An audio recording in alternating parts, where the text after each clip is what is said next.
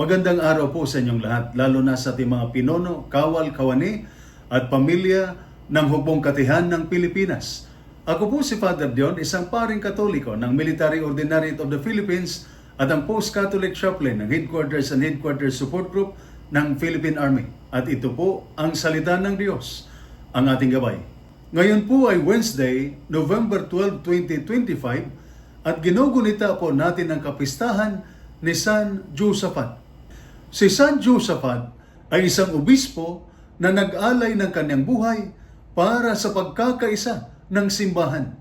Ang kanyang buhay ay nagpapaalala sa atin na ang tunay na lakas ay nagmumula sa pananampalataya at paglilingkod. Tulad niya, tinatawag din tayo na maging tagapagtatag ng kapayapaan at pagkakaisa sa pamilya, sa komunidad at sa ating bansa. Ang mga pagbasa mula sa banal na kasulatan sa araw na ito ay nagtuturo ng dalawang mahalagang sandigan para sa tibay ng isip at tibay ng loob, karunungan at pasasalamat. Sa unang pagbasa mula sa Aklat ng Karunungan, chapter 6, verses 1 to 11, sinasabi ng Aklat ng Karunungan na ang mga pinuno at makapangyarihan ay pananagutin ng Diyos sa kanilang mga desisyon. Ang tunay na liderato ay hindi nasa ranggo o kapangyarihan, kundi sa karunungan at katarungan. Para sa mga sundalo, ito ay mahalaga. Ang mental health ay lumalakas kapag may malinaw na direksyon at matuwid na pamumuno.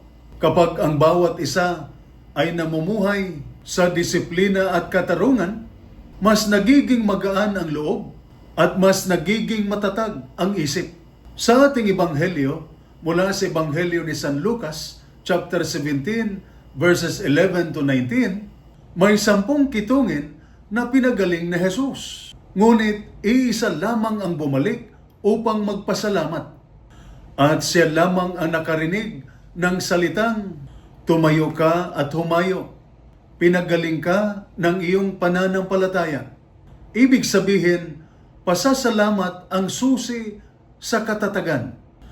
Kapag natututo tayong kilalanin ang kabutihan ng Diyos, kahit sa gitna ng hirap, lumalakas ang ating espiritu at tumitibay ang ating isipan.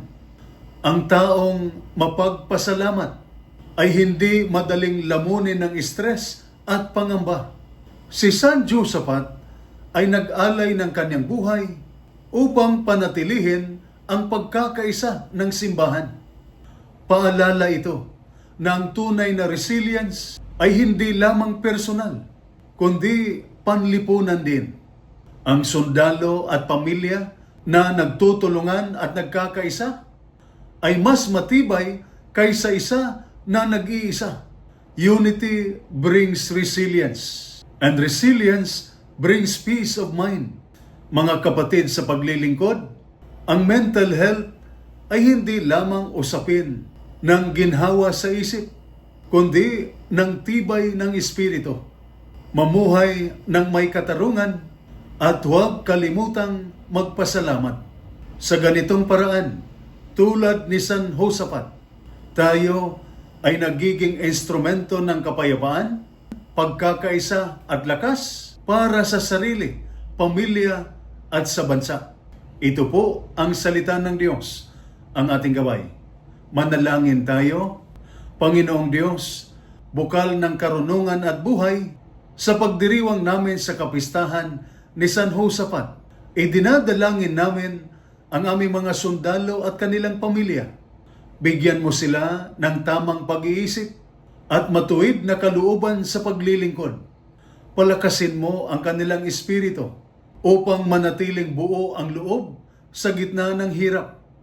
Turuan mo silang laging magpasalamat upang hindi sila madaig ng pangamba.